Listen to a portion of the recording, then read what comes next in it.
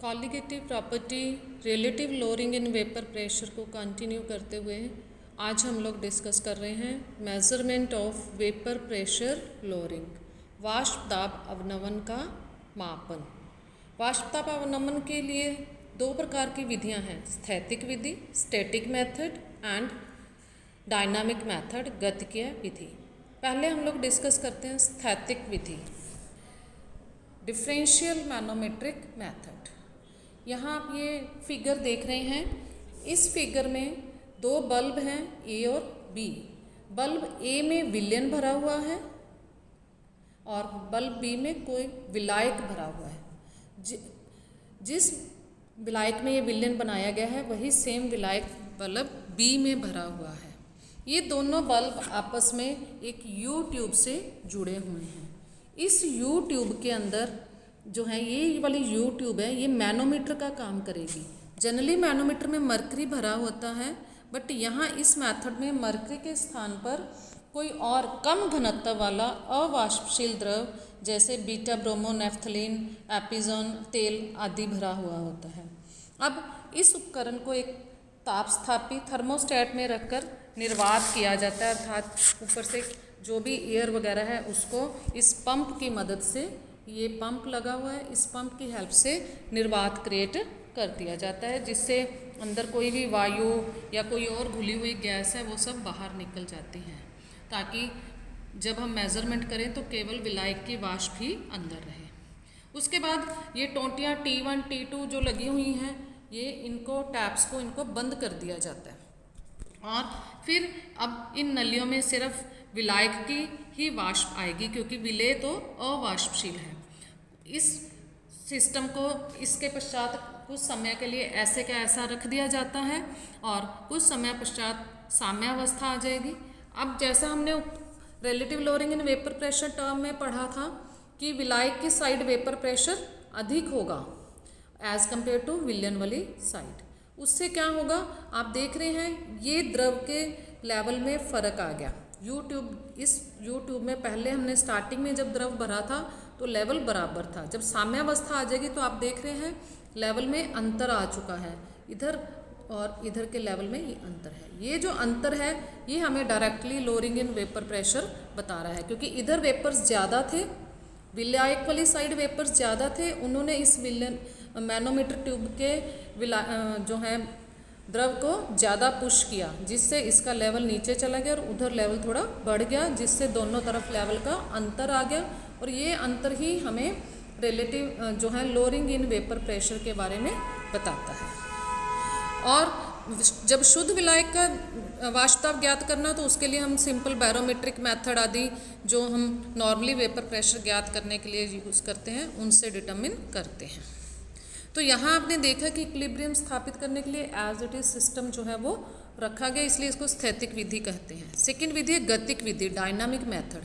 इसे scientist Ostwald and Walker ने दिया था, इसलिए इस मेथड का popular name Ostwald and Walker method of determination of lowering in vapour pressure है। इस विधि में क्या होता है, इस तरह का सेटअप होता है। यहाँ आप देखिए ये एक बड़ा वाटर बाथ लिया गया है। इस वाटर बाथ के अंदर नंबर ऑफ बल्ब्स हैं, ये बल्ब हैं, ये जो गोले हैं ये बल्ब हैं। हर बल्ब एक यू ट्यूब से आपस में, ये बल्ब जो हैं वो यू ट्यूब से कनेक्टेड हैं। और जो है यहाँ जैसे इस सेटअप में 6 बल्ब दिख रहे हैं, तो इस तरह इवन नंबर में बल्ब लिए जाते हैं 6, 8, 4। तो उनमें से आधे बल्ब, जैसे यहाँ 6 हैं तो उनमें से 3 में विलयन भर लिया गया है और 3 बल्ब में विलायक भर लिया गया है। और जो है उसके बाद आप देख रहे हैं ये 3 यू ट्यूब्स जो हैं वो लगी हुई हैं। इन यू ट्यूब के अंदर एक ऐसा पदार्थ भरा जाता है जो कि विलायक की वाष्प को अवशोषित कर सके। जनरली हम लोग विलायक जल लेते हैं, जब जल लिया जाता है तो यहाँ पे एनहाइड्रस कैल्शियम क्लोराइड को यूज़ किया जाता है, क्योंकि वो कोई भी वाटर वेपर हो उसको आसानी से एब्जॉर्ब कर लेता है। अब ये सारा सेटअप लगाने के बाद विलयन और विलायक के बल्ब्स को आप देख रहे हैं एक बड़े वाटर बाथ के अंदर रखा हुआ है। अब जो है इस मैथ में क्या किया जाता है, यहाँ से जो है इधर से एयर पास की जाएगी। जो एयर यहाँ जाएगी आप देख रहे हैं पहले बल्ब के अंदर जाएगी, ये बल्ब में अंदर जो भी विलेन है उसमें जाएगी, फिर यहाँ से यू ट्यूब है, इससे निकल के इधर जाएगी, इससे निकल के इधर। तो यूँ आप देख रहे हैं यहाँ से यहाँ तक होते हुए इन यू ट्यूब से होते हुए अल्टीमेटली यहाँ जाएगी। अब देखिए इस वायु प्रवाह में हुआ क्या।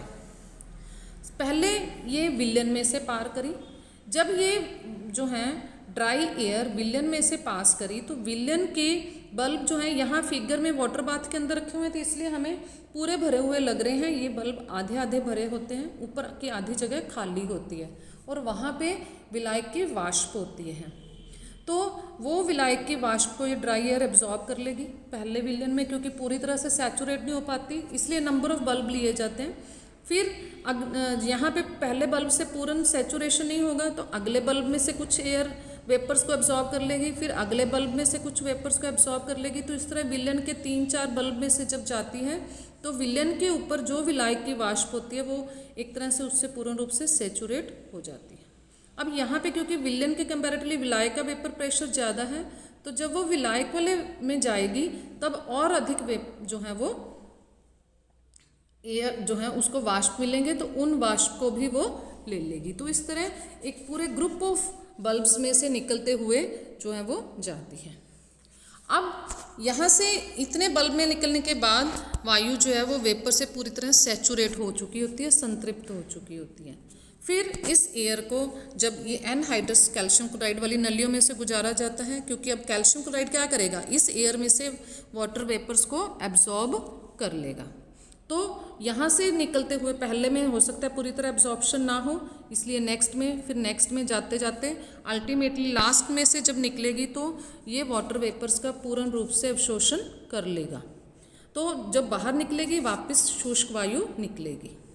इस सब से हुआ क्या, विलेन प्लस विलायक के जो जितने भी वाष्प उसने एकत्रित करी थी उससे क्या होगा, कैल्शियम क्लोराइड ने उनको एब्जॉर्ब कर लिया, तो कैल्शियम क्लोराइड जो अंदर भरा हुआ है उनका भार बढ़ जाएगा। हमने सेटअप लगाने से पहले एनहाइड्रस कैल्शियम क्लोराइड का भार तोल के डाला हुआ था और जब एक्सपेरिमेंट के बाद में तोलेंगे तो भार बढ़ गया होगा। तो ये विलायक में कितनी वृद्धि हुई ये हम नोट कर लेंगे। इसी प्रकार जो बल्ब में हमने विलेन और विलायक भरे हुए हैं उन विलायक वाले और विलेन वाले बल्बों में क्योंकि वहाँ से वाष्प एब्जॉर्ब हुई थी तो उन बल्ब के भार में कमी आएगी। तो क्योंकि एक्सपेरिमेंट से पहले भी ये सारे ट्यूब्स सारे बल्ब जो है वो वे किए हुए होते हैं और एक्सपेरिमेंट के बाद इनको वे करते हैं, तो विलेन और विलायक के भार में कमी आएगी और कैल्शियम क्लोराइड वाली ट्यूब्स के भार में वृद्धि होगी। तो इस वृद्धि को नोट कर लिए जाते हैं, क्योंकि ये कमी और वृद्धि जो है वो वाष्प किसके अनुपात में होगी। देखिए अब विलेन वाले बल्बों के भार में जो कमी होगी वो PS के बराबर होगी, क्योंकि वो वेपर प्रेशर ऑफ सोल्यूशन हमने कहा ये PS के बराबर होगी। जो विलायक वाले बल्बों के भार में कमी होगी वो किसके बराबर होगी, प्रोपोर्शनल होगी, P0 माइनस PS। अब इन दोनों बल्बों के भार में कुल कमी को जब हम ऐड कर लेंगे तो वो P0 दर्शा देगी। तो इस तरह हमें P0 यहाँ से मिल जाएगा, P0 माइनस PS यहाँ से मिल जाएगा। पिछली क्लास में हमने ये relative lowering in vapour pressure term पढ़ी है, तो वहाँ हमें इन टर्म्स की ज़रूरत है। अब यू नलियाँ जिनमें एनहाइड्रस कैल्शियम क्लोराइड भरा हुआ है उनमें जो वृद्धि होगी वो किसके बराबर होगी, बल्बों के भार के ऊपर वाले दोनों की, इन दोनों की कमी के बराबर, अर्थात वो भी P0 को दर्शाएगी। तो अब बल्बों के भार में कुल कमी जो है वो P0 को दर्शाएगी और वही जो है यू नलियों की वृद्धि के बराबर होगी। तो इस प्रकार हम लोग जो है वो विलायक के भार में कमी यहाँ से और यहाँ से, और ये टर्म पूरी ही मेरी क्या शो कर रही है, relative lowering in vapour pressure. तो इस प्रकार हम जो हैं एक्सपेरिमेंट से पहले और बाद में विलेन और विलायक और यू ट्यूब के भार में सिर्फ डिफरेंस कितना आया ये चीज़ नोट करके relative lowering in vapour pressure को डिटर्मिन कर सकते हैं। इसको समझने के लिए एक न्यूमेरिकल भी करते हैं कि डाटा हमारे पास किस प्रकार आएगा और वो मॉलिक्यूलर वेट डिटर्मिनेशन में किस प्रकार मदद करेगा। एक उदाहरण दिया गया है, शुष्क वायु को क्रम से पहले एक विलेन में जो कि 5 ग्राम विलेय को 80 ग्राम जल में घोलकर बनाया गया है, फिर शुद्ध जल में प्रवाहित किया जाता है। जो हमने अभी एक्सपेरिमेंट डिस्कस करा उसी भाषा में न्यूमेरिकल है। विलेन की सहती में 2.50 ग्राम की कमी हुई और शुद्ध विलायक की सहती में 0.04 ग्राम की कमी हुई। विलेय की मोलर सहती क्या होगी। अब देखिए हमें दिया गया है विलेन की सहती में कमी, ऊपर हमने कहा है विलयन के भार की जो सहमति में कमी होगी वो पी नॉट पी एस के प्रोपोर्शनल होगी, अर्थात ये हमें पी एस इक्वल नहीं लिखना, आपने अगेन ध्यान देना है, प्रोपोर्शनल होगी। विलायक की सहमति में जो कमी आई है 0.04 ग्राम की, वो प्रोपोर्शनल होगी P not minus P S, और कुल कमी जो है वो कितनी होगी 2.54, और वो किसके प्रोपोर्शनल होगी पी नॉट। तो अब हम लोग जो है पी नॉट जब इक्वेशन नंबर जो है इसको इससे डिवाइड करेंगे, अर्थात विलायक की सहमति में कमी और कुल कमी को डिवाइड करेंगे तो प्रोपोर्शनैलिटी साइन आपस में कट जाएंगे, इसलिए अब यहाँ पे साइन क्या आ जाएगा, इक्वल का साइन आ जाएगा, ये आपने ध्यान देना है। और ये हमें पता है कि किसके बराबर है, small N upon capital M. Again हम लोग ये अपनी पिछली क्लास में डिस्कस कर चुके हैं। तो एन स्मॉल एन की जगह हम पुट कर देते हैं W1 upon M1, capital N की जगह पुट कर देते हैं W0 अपॉन M0, जिससे मेरे पास ये एक्सप्रेशन बन गया। अब इस एक्सप्रेशन में मैं जो है वो वैल्यूज़ पुट कर देती हूँ। 5 ग्राम हमें विलेय दिया गया है, जल है विलायक, इसलिए उसका M0 कितना होगा 18 होगा। M1 हमने ज्ञात करना है। W0 अगेन हमें ऊपर न्यूमेरिकल में दिया गया है 80 ग्राम जो है जल का भार। तो अब ये सारी वैल्यूज़ पुट करने के बाद M1 का मान आ गया 71.44, अर्थात जो विलेय हमने घोला था, क्योंकि विलेय का हमें ऊपर नाम नहीं दिया गया, अर्थात विलेय अननोन था, तो अब वो विलेय पदार्थ घोला गया है जिसका अनुभार 71.44 ग्राम पर मोल है। तो इस तरह हम इस प्रकार के बहुत सारे न्यूमेरिकल प्रॉब्लम्स सॉल्व कर सकते हैं, आप खुद प्रैक्टिस कर सकते हैं। और that's all about relative lowering in vapour pressure. Thank you so much.